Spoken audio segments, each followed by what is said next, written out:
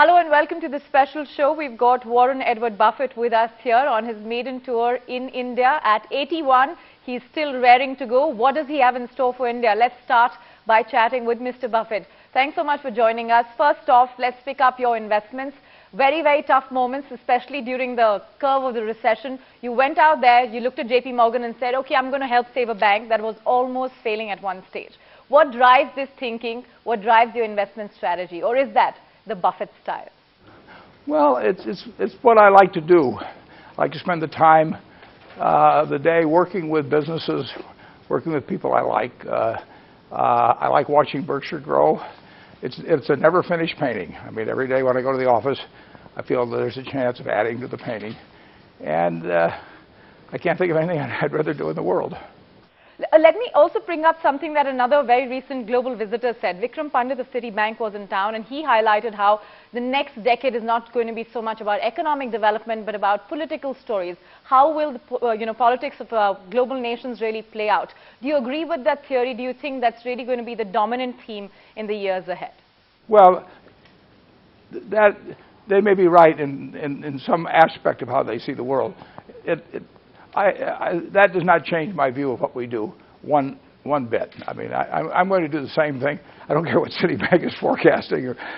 There will always be things going on with governments in the world, and in the end, it won't make any difference. What makes a difference is whether we own the right businesses run by the right people, and whether we're delivering products and services that people want. And I have never, in any way, had an investment decision, whether in stocks, bonds, or an entire business, that has been affected in one iota by any view about what the world is going to do, or some macro view or something like that. My partner, Mr. Munger, and I worked together for 50 years. We don't discuss, when we look at buying a business, we don't discuss anything about the world economy or what may happen or world tensions or anything of the sort, because we're buying the business for keeps. And the world's going to be here 10 years from now and 20 years from now. And we want businesses that are going to be serving more and more people when that time comes.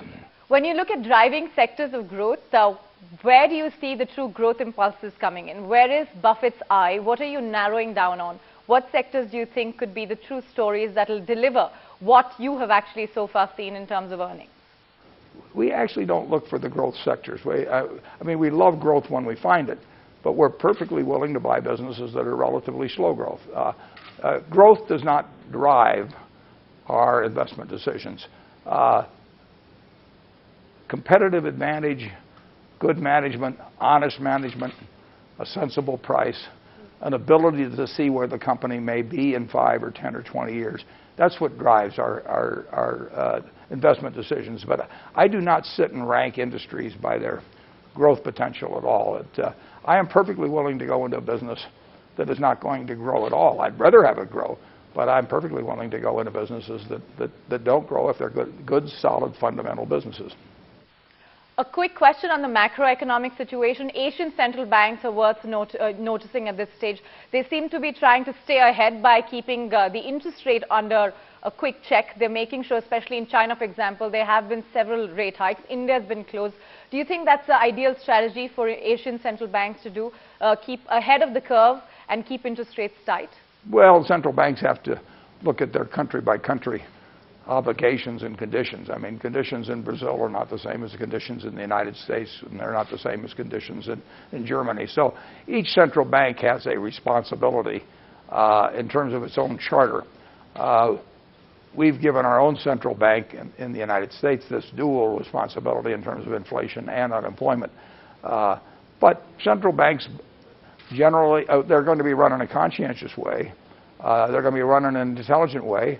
And sometimes they'll make mistakes. Most of the times they'll get it right. I have no idea about any given country's central bank policy now. I do think in the United States, the central bank has used most of the bullets that it has when it gets interest rates down to practically nothing. And we have this great fiscal stimulus going on in the United States by a budget deficit of 10% of GDP. I actually think that fiscal and monetary policy are important tools in an economy, but I think they are far less important than actually the natural resilience, say in the United States at least, of of capitalism and the market system. I think what will cause the United States to progress out of the recession it was in and into new prosperity may be helped in some ways by fiscal and monetary policy, but overwhelmingly it will be produced by individuals who are thinking, as we speak here, about how to turn out something better tomorrow for a huge market. And whether Steve Jobs is going to come out with something new at Apple, if Microsoft comes up with something new, Amazon figures out a better way to distribute goods to people. All of those things are moving the economy forward, and they're far more important in the end than a central bank. In the same vein, talking about QE2, how concerned are you about the role that the Federal Reserve is playing? And looking at Ben Bernanke, he was hailed a hero once upon a time. Do you think that's something he's lived up to? Is he truly still the hero of American macroeconomic policy? Well, I think that Chairman Bernanke was a huge hero in the fall of 2008 and made some very courageous, major decisions that kept that panic from developing into something far worse than it did. I don't think now it's as important to have the central bank's foot on the pedal of expansion as it was back then. And I think I'm no fan of even more fiscal stimulus than or monetary stimulus than we've had. Let's talk about the American economy. Mr. Buffett, you've been talking about in great positive words since the time you've arrived in India. Talk to us about why you're positive on the U.S. economy. Where do you truly see the recovery green shoots, so to speak? And if you think that the economy is going to be so strong, then positively, what are we expecting America to deliver, and how do you expect America to deliver? What could be the risks associated with this comeback in the economic recovery? There is no risk to the U.S. economy in a longer term. The U.S. economy is going to do wonderfully over decades. Now, if you take the next 100 years, there will be 15 years that will be terrible for the economy. I just don't know which 15, and nobody else does either. It's the nature of capitalism and markets that they overshoot and they sometimes over-leverage, and we've had 15 recessions or panics in the United States since the country was founded, and we'll have more. But in the end, we always end up moving forward, and that'll continue. I have no worries about the U.S. economy over time. But the biggest risk to the world is nuclear, chemical, and biological threats of one sort or another, whether from rogue countries or rogue organizations or something of the sort. That threat won't go away. There will always be people who wish harm on their neighbors. And thousands of years ago, if you wished harm on your neighbor, you picked up a rock and threw it at him, and that was about the limit of the damage you could do. And gradually we went from that to bows and arrows and cannons and so on. Since the atomic bomb in 1945, the capacity to inflict harm on others has increased exponentially.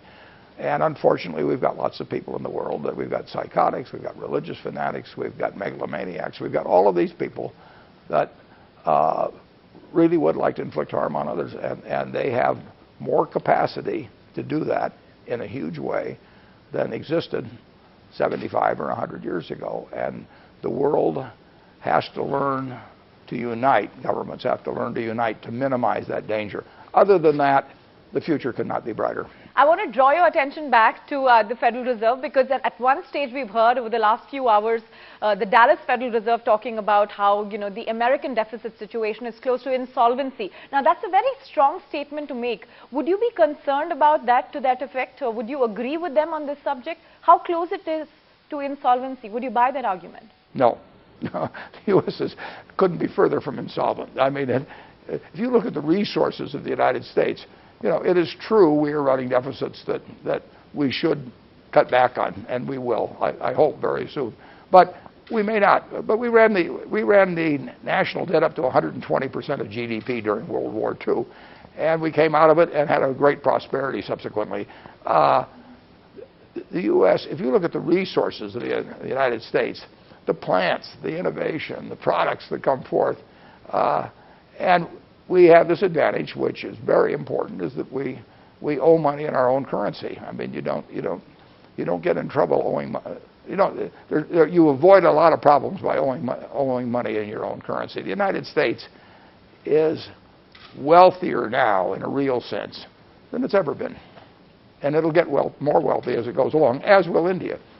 Let's talk about the giving pledge. That's primarily, one of the reasons why you're here with Bill Gates. Do you think Indian promoters at many stages have looked a bit shy, hesitant to part with their money and be a part of the giving pledge that you and Bill Gates are propagating? Do you get that sense? Well, we're not trying to convince them. We're just trying to tell them what we've done. And we don't convince everybody in the United States. Everybody's entitled to do what they want to do with their own wealth. What we're saying is we think this is a good idea for us. We've adopted it. Many people in the United States agree with us. Many people don't. And that will be true around the world. All we want to do is tell people what we've done. If they like the idea, if it fits with their plans, it's terrific. I mean, you have, I believe it was, 1917 that Mr. Tata set up the charitable. I mean, he preceded Andrew Carnegie in a sense. So there's been plenty. Giving is something that transcends borders. I mean, it is an act of humanity, and you have very humane people here, and rich humane people in India. And as they think about what they do with their wealth, some will decide to give a significant portion back to society, and some won't. But that'll be true in the United States or Germany or wherever. I do think that when people join the Giving Pledge, that their act has some influence on others. So what our hope is that by people joining in on this now, that 20 years from now and 50 years from now, more people of wealth think about giving a significant part back to society. Mr. Warren Buffett, the succession plan that is going to be placed at Berkshire Hathaway, how do you see it happening? And given that your shoes are going to be huge for someone to fill, how well and how strong is your succession plan as on today? Do you think you put the pieces in place? A majority, when our board of directors meets, a majority of the time is spent talking about succession.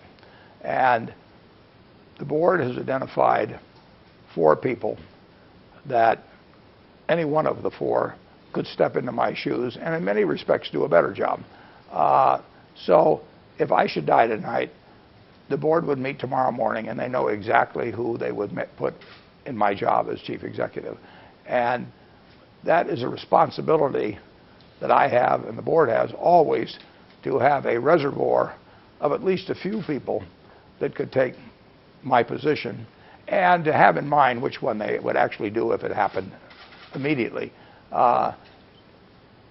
It's a job that it's the primary job of the board of directors, and we are in very good shape on this. We weren't in good shape 30 years ago. I mean, we did not have the reservoir of talent that we have now.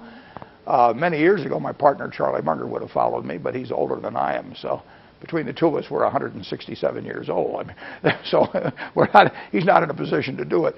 But we have at least 4. There really are more than that, but that's the ones we've identified. What do you think is going to be the challenge of the successor who actually takes up your shoes? Biggest challenge? Well, the biggest challenge is they'll get compared with what I've done. And they will have to establish their own credentials. People are used to me. The managers are used to me. People who think about selling their businesses know I'm kind of a known quantity. So they know how I'm going to behave if they sell their business to me. And the managers know how I'm going to behave when they work with me. And when anybody new comes along, obviously people are going to spend the first year or 2 forming new judgments about that person. So in a sense, that person will have to earn his own spurs in a sense.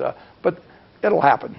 They'll be a little different than I will. But the important thing that they have to preserve is the culture of Berkshire Hathaway, which is letting really talented managers run their own businesses, being a wonderful home for people that may have to sell a good business for one reason or another.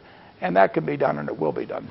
You've been revered around the world as the best investor ever born. How do you take that adulation, and what do you think is going to be your response to your millions and thousands of fans out here about the way you take your success? What is the success mantra of Warren Buffett? I just keep doing what I've been doing all my life and what I enjoy. It's nice to have a lot of investors come to Berkshire Hathaway's annual meeting or something of the sort, but I'm just painting the same painting that I've been painting for 60 plus years, and it doesn't change my life. I go to work at the same time, I eat the same food, I wear the same clothes, everything.